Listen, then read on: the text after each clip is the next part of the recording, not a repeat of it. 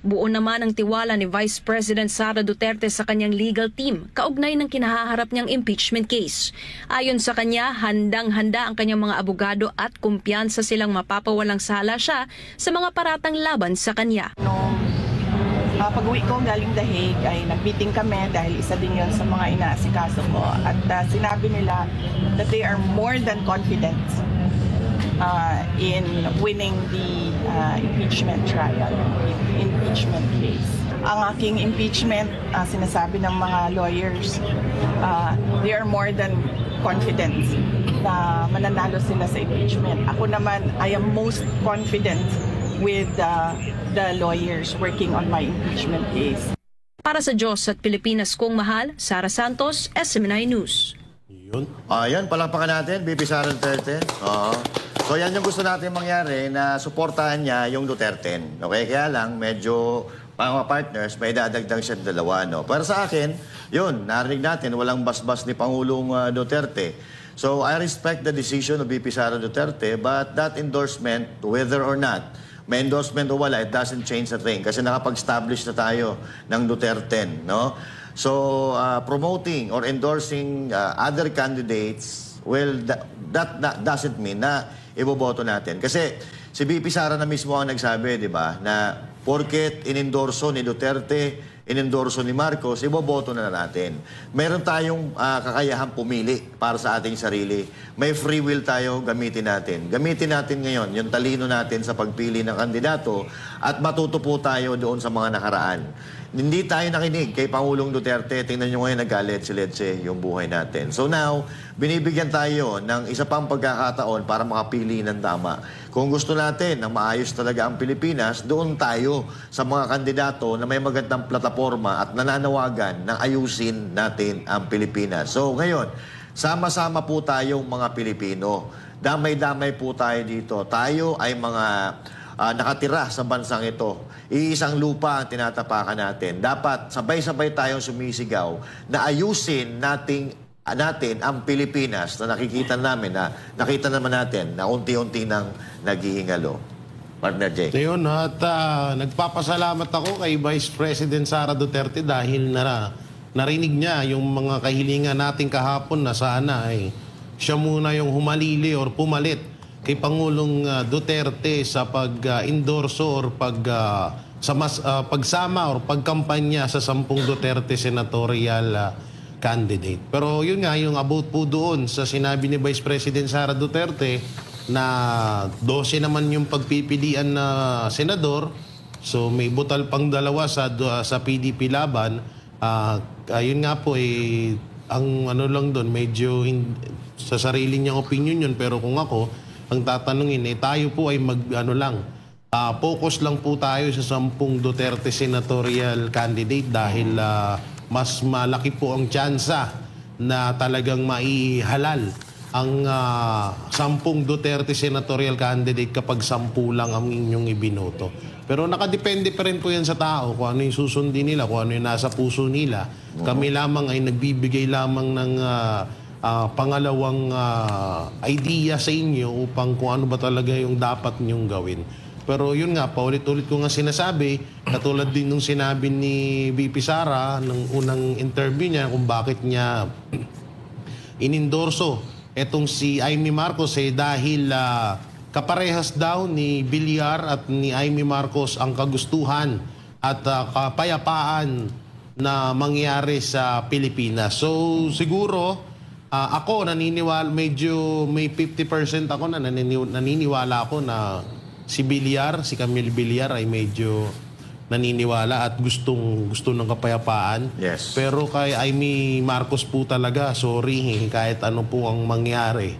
Balibalik ta rin nyo man ang mundo, hindi ko pa rin pagkakatiwalaan si Amy Marcos dahil Marcos pa rin po siya. Dahil alam nyo naman, mahirap na ho. Ano na tayo sinubok na tayo, pinatunayan na ng mga Marcos na kung gaano yung ibinibintang sa kanila noon, pinatunayan nila na totoo pala talaga yun. So hindi na natin kailangan pang ulit-ulitin yun na maranasan ng bawat Pilipino na para maranasan ulit ang nangyayaring kaguluhan dito sa bansang Pilipinas. Kaya ako, sa sarili kong opinion, sarili kong desisyon, no to Marcos forever. Yun. Ano na yan? No, Period. Period na yan. Silisyado na. Ano, pinirmahan ko na yan, ha? O yan, period. Non-negotiable. No to Marcos, period. Tapos ano pa? Ano ba yung ginaganon? Tatak. Ano yan? Ano ba tawag doon? Stamp. Stamp na yan, ha? Ito lang ang maganda sa mga Duterte. Kasi kahit sabihin na natin, kasi ang style ng mga Duterte, iba-iba yan eh.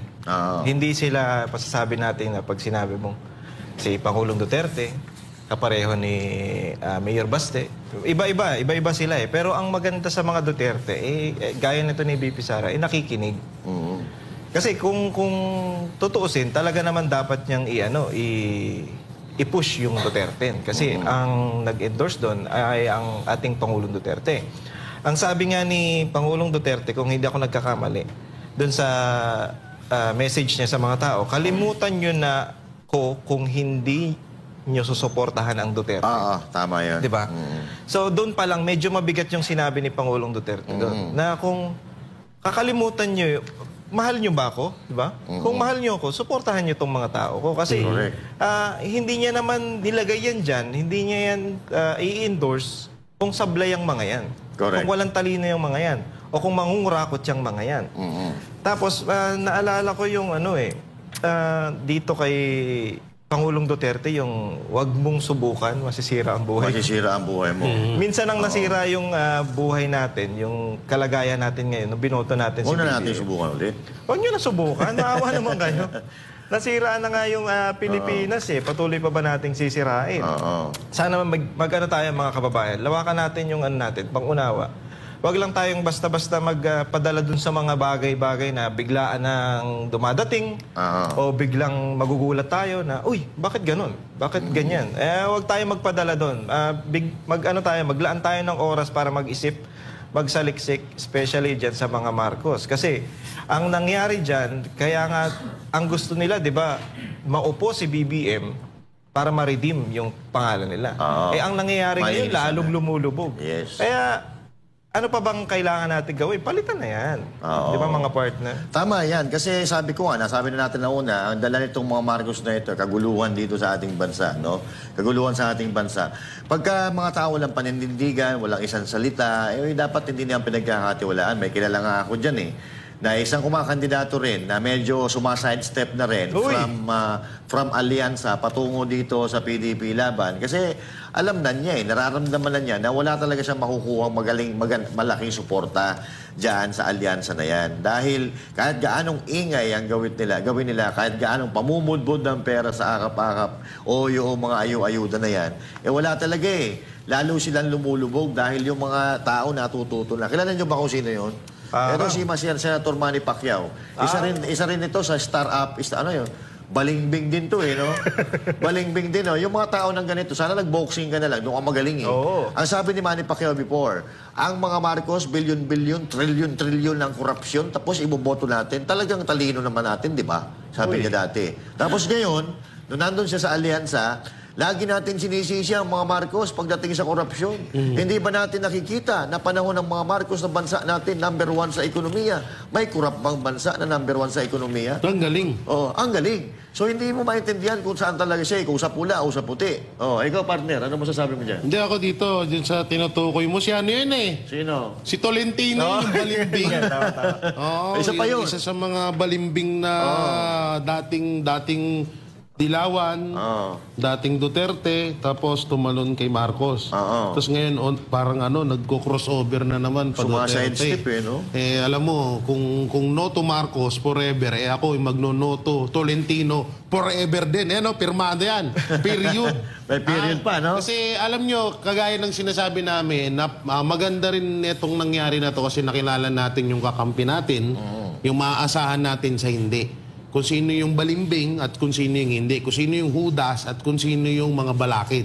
So, tatlo kasi yan Ang hudas balakid nandoon sa kampo ng administrasyong Marcos.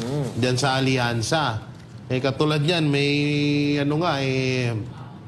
pinagpupulong na. Ito pala, sige, ilugtong mo.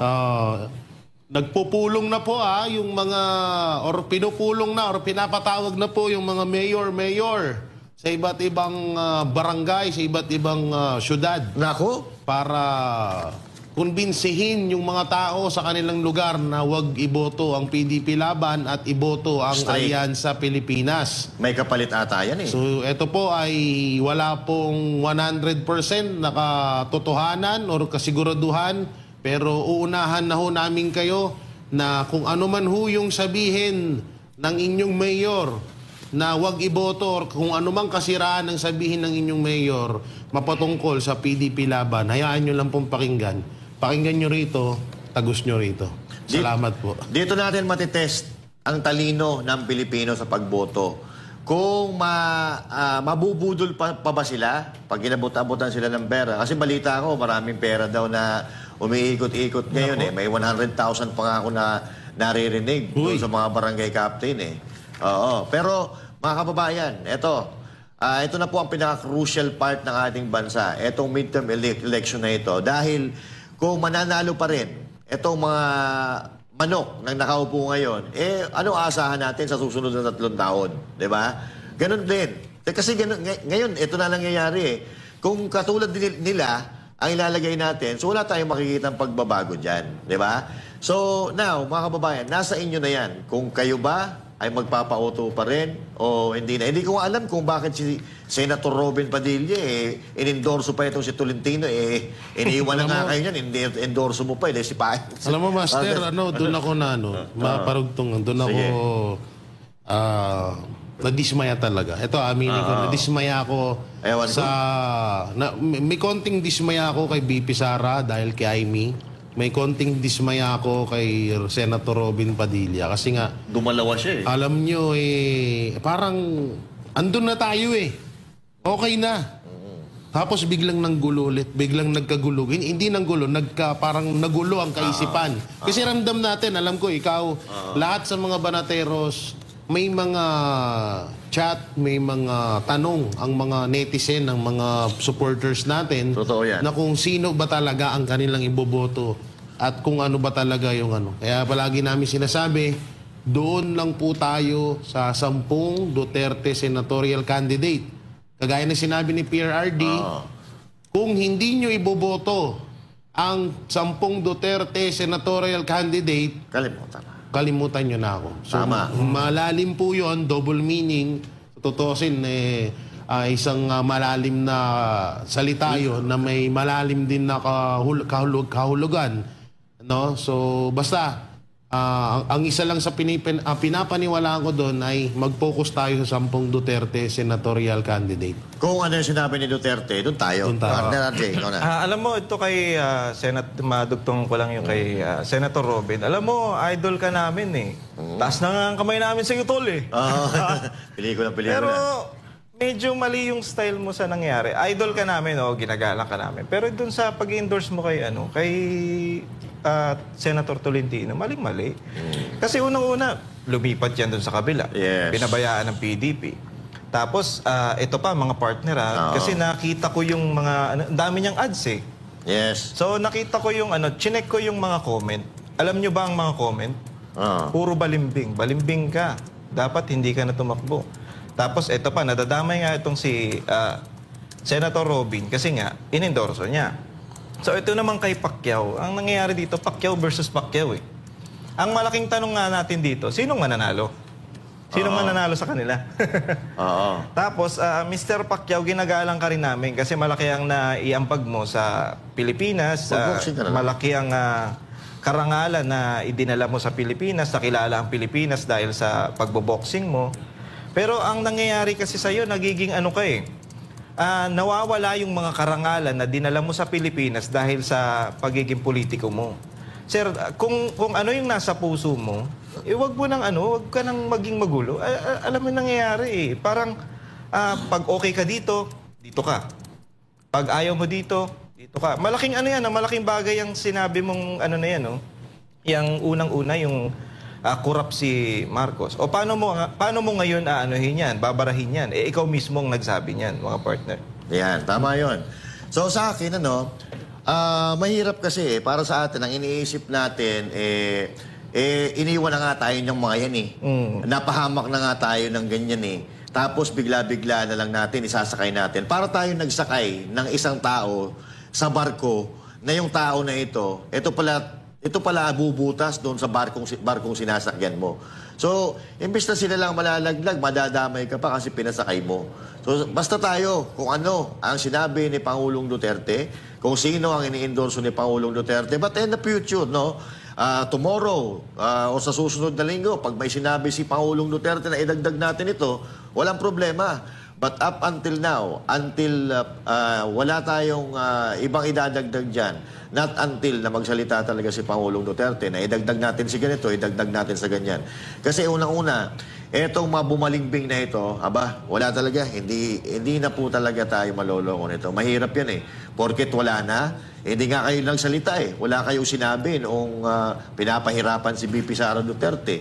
Yung si Pastor Apollo Sikibuloy, alam nyo, kaibigan ni Pangulong Duterte, hindi kayo nagsasalita. Tapos ngayon, bigla kayong magdo-Duterte na naman dahil maraming sumusuporta. May ang ganun. Alam nyo, yan ang mahirap sa isang community na maraming gustong mamuno. Mahirap yun. Mahirap yung ganyan Katulad na lang sa administrasyon ngayon. Bakit ba nagkakagulo-gulo? Hindi natin alam kung sino presidente natin. Maraming gustong mamuno. Ayos na kasi, alam niyo sa totoo lang talaga ito, ako'y magiging real talk dito. Pero maayos na Bakit parang parang ginulo pa? Andun na tayo sa momentum na talagang solid na. Andun na yung pero kasi hindi talaga maiwasan sa iba na makapag-isip sila na, oy, bakit ganun? Winalang niya tayo niyan. Pagkatapos tayong pakinabangan yan, wala na sa yan. Bigla na lang tinalikuran si Pangulong Duterte. Bakit yan ipopromote mo? So alam naman din namin na kagustuhan nyo yun at bukal may sarili kayong desisyon. Nire-respeto namin yung kaso, wrong timing. Tama. Wrong timing kasi unang-una, kung may gusto kayong pagpukusan na hindi endorso, bakit wala doon sa 10 Duterte senatorial candidate? Sa totoo, siyempre, kahit ako, bilang supporters, bilang ako yung nasa, posisyon ng mga yon, parang makapag-isip ako na, mas mahal pa ba niya sa akin, si Balimbing, kaysa sa akin? Correct. Diba? So, eto ay hindi po, hindi po ito paninira or pero ito po ay sarili kong opinion at ito po ay sarili kong obserbasyon. Na dapat mag-focus tayo sa kung anong inutos ni Pangulong Duterte. Ayun. Basta importante, wala tayong sisiraan sa kanila. Yung damdamin lang natin, kung sino ang gusto natin, doon lang tayo magpo-focus. Pero walang sila mangyari. Pero kung kayo, wag kayong magagalit. Kasi dito tayo ay nadala lang talaga. Nag-iisip lang talaga. Parang RJ, may gusto kang idugtong? Ang masasabi ko lang dito, mga kababayan, kung ano yung nasa isip at puso nyo, wag tayong malito. Ito kasi ang nangyayari, napapansin ko dito, nagdadala ng kalituhan to Di ba, PDP? PDP si Senator Robin. Bakit nag-i-endorse siya ng alyansa? Diba? Tapos yung ibang alyansa, kaya lumulubog na yung alyansa. Alam naman nating lahat yan Lumulubog na sila, kaya itong mga nagpapahiwatig na to, sila Pacquiao, sila Tolentino, gustong pumasok dun sa PDP laban. Ngayon, ang nangyayari sa ating mga kababayan, nagkakaroon ng kalituhan. Kasi imbis na straight ng PDP, magtataka sila, bakit inendorso nito? Bakit inendorso nila? Bakit? Paano? Sinong boboto namin? Ayun ang mangyayari. So, mahahati na naman ngayon at medyo magiging delikado. Ewan ko, baka yan ang strategy ng kabila. Baka ito yung sinasabi nilang strategy para hindi manalo yung Duterte. Hindi natin alam, pero ang maganda sa Duterte, wala silang walang paninira na nangyayari. Nilalatag nila, especially si Pastor Apollo Sikibuloy, nilalatag niya yung gusto niya. Wala siyang hindi niya kailangan na magsabi na itong politiko na to, hindi niya pinipinpoint, wala siyang sinasabing masama sa ibang politiko. Basta ito yung gagawin ko. Pag nanalo ako, ayan ang ibibigay ko sa inyo para sa mga kababayan natin. Ito yung gagawin ko. Yun yung maganda, partner. Tama, So, at sana dapat, Kung magpi-PDP kayo, umpisa pa lang nag-PDP na kayo. So umpisa pa lang. Di ba, ang problema kasi, nangyari, nakita na namin kayo, tinataas yung kamay nyo doon sa kabila. Tapos yung nakita nyo, na lumulubog yung bangka nila, lilipat kayo sa kabilang bangka.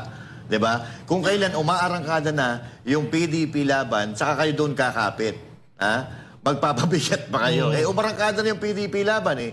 Nakikita natin yan, nararamdaman natin na tayo mismo bumababa sa mga tao. Katulad nito, isang local survey ang ginawa sa Butuan City para sa paparating na 2025 midterm election. Alamin ang resulta ng survey na yan sa report na ito ni MJ Mondihar.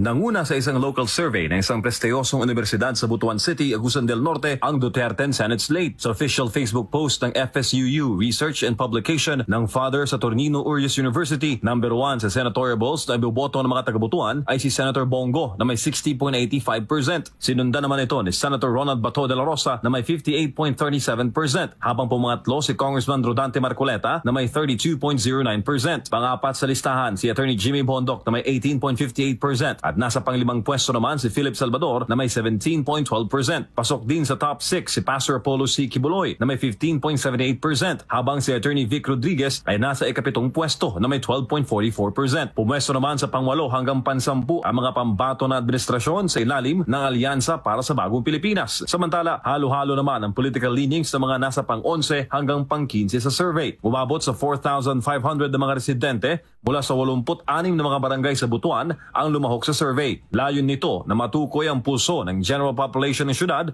kaugnay sa nalalapit na halalan. Isinagawa naman ng survey mula April 9 hanggang 16, 2025. Sa darating na Mayo at 3, nakatakdang tumungo ang Duterte Senate slate sa Butuan City para sa isang grand campaign rally sa buong Caraga region. Kaya vote straight PDP laban. Bakit po straight PDP laban? Para tuloy-tuloy po ang aming mga advokasya. Walang kukontra, walang kakalaban. Kami pong lahat ng kakaisa riyan. Pagkatapos, siguridad pa rin ito ng ating Vice President na pinaginitan ng mabuti. Kaya wala pong magmamaliw, straight tayo. Huwag na po kayong lumingon pa sa iba. Straight tayo. Kung mahal ninyo si Vice President Sara Duterte, straight po ang ating pagboto. Para sa Diyos sa Pilipinas kung mahal, MJ Mondihar, SM9 News. So ayun, napakalupit mga kababayan. Katulad din yan, mga partners, nung pinalita natin kagabi, yung art slide, no, kung saan nangunguna din ang mga kandidato ng PDP laban. So ito naman, sa Butuan ito, mga kababayan. Totoong tao po ang nagsusurvey nito. Talagang makikita natin na ito talaga ang pulso ng mga Pilipino. So now, etong mga sinasabi, binabatikos itong sinasabi natin na kung ayaw natin na ma-impeach si VP Sara Duterte, kung gusto natin makauwi si President Duterte, iboto natin straight ang PDP laban. So parang ang sinasabi nila sa atin, yung pagboto pala ng PDP laban straight para makauwi si Presidente at para hindi ma-impeach si VP Sara Duterte. Nasaan doon ng mga Pilipino?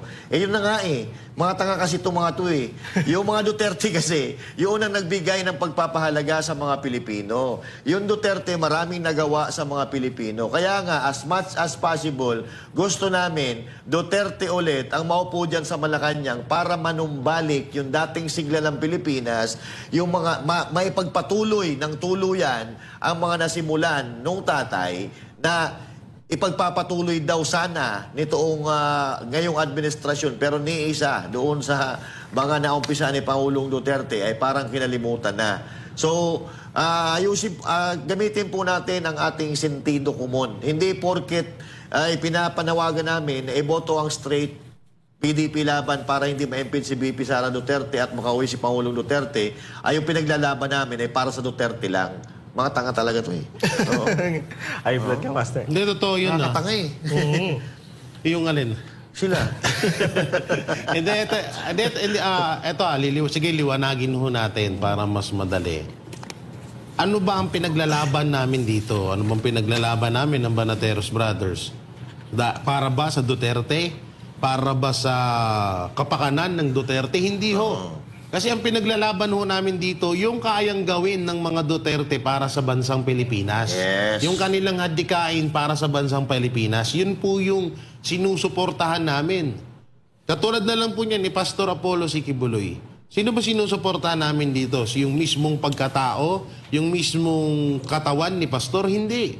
Ang sinusuportahan namin dito, yung magagawa ni Pastor na napakaganda na magagawa ni Pastor para sa Pilipinas. Tama, tumpak. Yung batas na maipapasa ni Pastor sa Pilipinas, yung pagkakaisa, kagaya ng sinabi ni Pastor na kapag naihalal nyo ang 10 Duterte senatorial candidate, diyan walang mangyayaring gulo. Dahil isa kami ng bitukang lahat. Isa ang hadikain namin. So walang kontrahan, walang balian ng mga plano or walang anuhan ng kanilang mga plataforma na isasabatas sa Senado.